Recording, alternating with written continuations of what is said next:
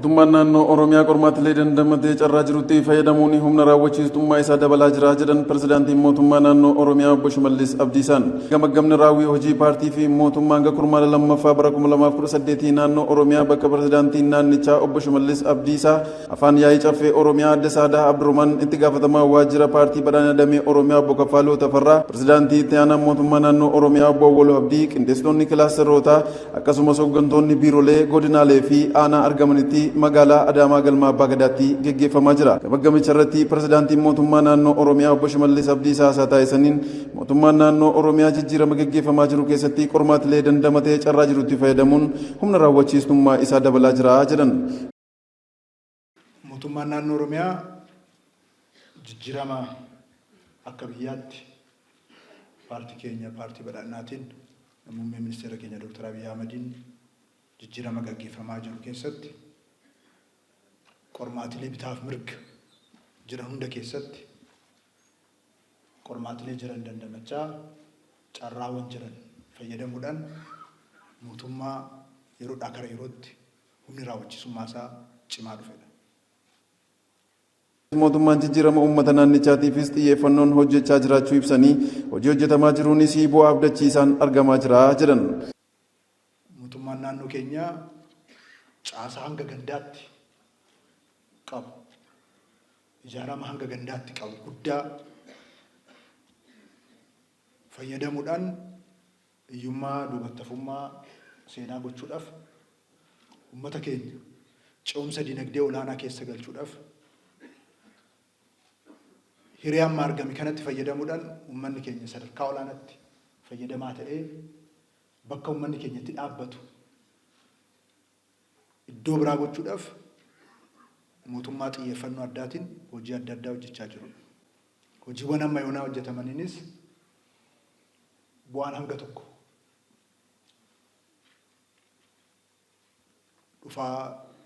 dhufe kan jiru akkuma jirutti ta'ee achi keessatti caasaan keenya yeroodhaa gara yerootti cimaa hanqina isaarraa barachaa injifannoo isaa immoo humna godhachaa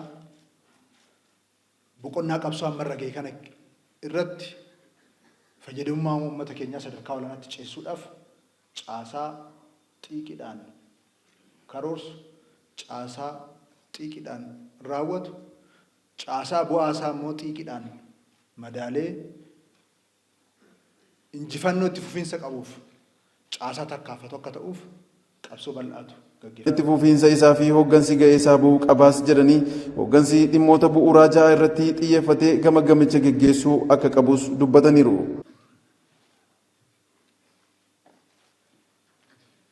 Hojii keenya madaaluudhaaf, hojii keenya ilaaluudhaaf dhimmoota jahaan tokko hooggansi kun giddu galeessa godhatee dubbii jiru ilaaluu danda'utu jira. Tokkoffaaf inni duraa inisheetivoonni keenya hagam qulqullinaan, baay'inaan, ariitiidhaan hojjetamaa jiru kan jedhu sirriitti madaalamuu danda'utu jiraata. Lammataa kan xiyyeeffannoo guddaa kennamee hooggansi kun irratti mari'achuun irra jiraatu maaliif rakkoolee naannoo keenya keessa jiran hiikuu kan dadhabneef rakkoo tajaajilaa, rakkoo hannaa,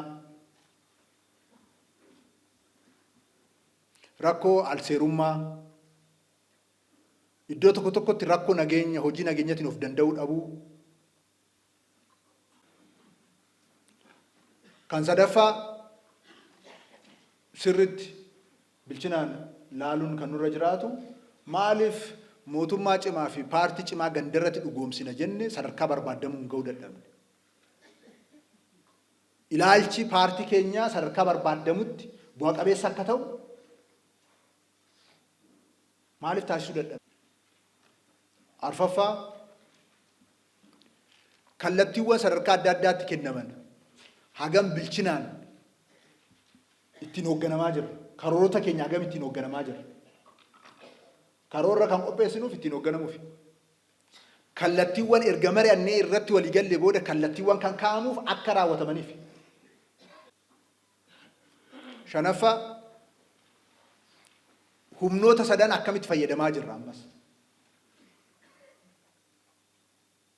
Kaayyoo keenya milkeessuudhaaf humna maatii, humna dhuunfaa, humna waloo humna mootummaa akkamitti fayyadamaa jira. Jaaffaa fi inni dhumaa hoggansa dinagdeeti. Gahee gaaffii gaggeessummaati. Gaggeessaan kun maalirra kan jiru? Dinagdeen nuuf galeeti kan hoogganaa jiru. Hojii waliigalaa dhimmoota sila kaafneen maalirra akka jiru sirriitti tokko tokkoon kaasee iftoominaan irratti mari'achuutu irra jiraata. Kana irratti mari'atee jennaan immoo rakkinicha hubannee jennaan rakkinicha sadarkaa isaatiin hubannee jennaan rakkinicha hiikuudhaaf hiree bal'aa hin qabaannaa sadarkaa barbaadamuutis bu'a qabeessa ta'uu hin dandeenya. Itti gaafatama waajjira paartii badhaadhinaa damee Oromiyaa obbo Kaffaaluu Tafarraa kurmaana lammaffaatti raawwii hojii hojjetameen bu'aa gaariitu argamaa jira jedhan. Hojiiwwan ijaarsaa nageenyaa fi misoomaa qindeessuudhaan kurmaana lammaffaa kana keessatti raawwachaa turreen hojiin keenya roga hedduudhaan fooyya'insa agarsiisaa akka jiru ilaaluun ni danda'ama. Yaadama paartii lafa qabsiisuu fi komii hawaasaa furuufis akkasumas teekinooloojiin deeggaramanii sirna jabaa ijaaruufis hojjetamaa jira jedhan. Yaadama paartii keenyaa lafa qabsiisuu fi dandeettii raawwachiistummaa caasaa keenyaa cimsuudhaaf leenjiiwwanii fi mariiwwan adda addaa milkaa'inaan gaggeeffamanii jiru.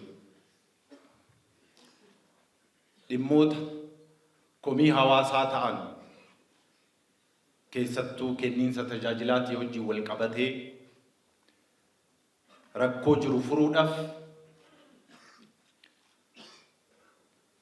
wiirtuu giddugala tokkoo tajaajila jalqabsiisuuf magaalota 5 irratti jalqabne magaalota 11 irratti babal'isaa jiraachuun keenya jalqabbii abdii namatti toru jennee fudhachuu dandeenya. Hawwii sirna jabaa ijaaruudhaaf qabnu dhugoomsuudhaaf hojmaata fi caaseeffama sadarkaadhaan jiru fooyyessuu kan immoo teeknooloojiidhaan deeggaruudhaaf yaaliin taasifamaa jirus kan abdii namatti toru. Galii fi tola ooltummaanis hojii fooyyaan hojjetamaa jiraachuu obbo Kaffaaluun ibsanii hojii ijaarsaa fi siyaasaanis rakkoolee uummataa furuu fi hojjetameen hanqinaalee mul'atan furuu fi hooggansi gamaggamichaa fi xiyyeeffannoo kennuu qabaa jedhan. Hojiin gama sassaabbii galiitii fi tola ooltummaatiin hojjetamaa jirus yeroo irraa gara yerootti hojii fooyya'insa agarsiisaa jiru jennee fudhachuu dandeenya. Haa ta'u malee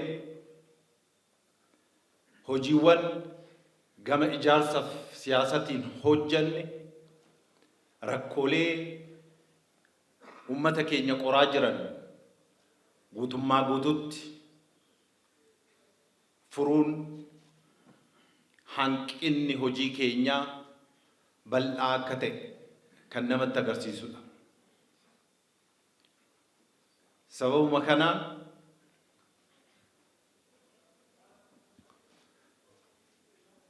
mammakiinsi ilaalchaa caasaa keenya keessatti rakkoon naamusaa gabaasni sobaa hanga baay'ina keenyatti dhiibbaa barbaachisu geessisuu dhabuun agarsiistuuwwan harcaatii hojii keenyati. Kana miira jaallummaatiin miira muuxannoo walii qooduu danda'uun akka itti deemtan imaanaa isiniin jechuun barbaada.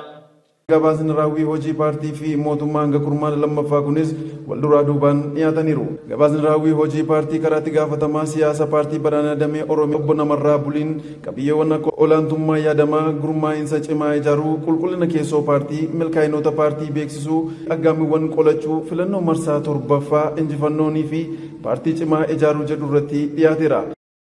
Gabaasni raawwii hojii mootummaa fi karaa itti gaafatamaa waajjira pirezidaantii Dr. Abdulaziz Daawudiin dhiyaateera.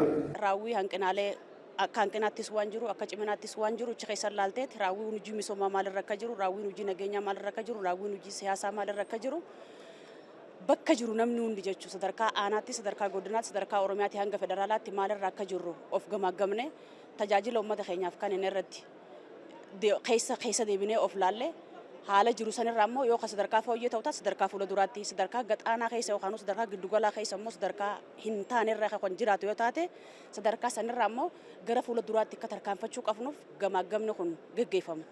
Gabaasa waggaa kana jiru wajjin wal bira madaallee gaafa ilaalu gama dinagdeetiin gama hawaasummaatiin hojiiwwan amma kurmaana lammaffaa yookaan ji'a jahan kana keessatti hojjetame dachaadhaan kan baratareetirra yoo ilaallu baay'ee kan hojjetame ta'uu isaa dinagdeen illee jijjiiramni kan jiru ta'uu isaa gama hawaasummaatti illee fooyya'insi guddaan babal'aan kan jiruu fi Oromiyaan yeroo ammaa jijjiirama bal'aa keessa kan jirtuu fi dinagdee isiitillee baay'ee guddisaa kan jiru ta'uu isaati kan xiinxalinee fi kan hubanne jechuudha.